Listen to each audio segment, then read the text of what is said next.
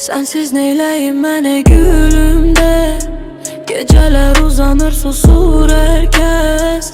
Küçeler adını pıçıldayır.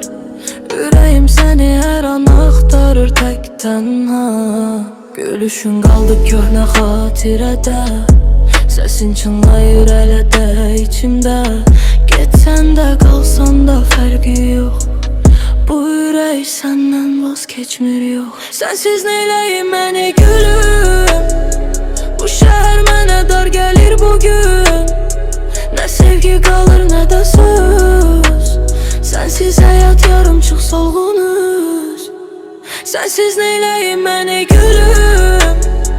Bu şəhər mənə dar gəlir bugün.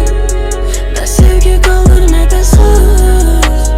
Sensiz həyat yarımçıq solğunuz. Yağış yağar sən düşərsən yadıma. Hər damlada bir xatirə var. Hamı gülər mən içimdə yanaram.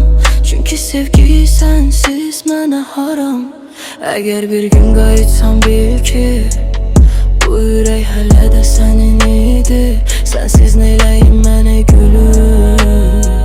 Bu sual qaldı cavab qardirə. Sensiz neyleyim məni gülüm. Bu şəhər mənə dar gəlir bugün.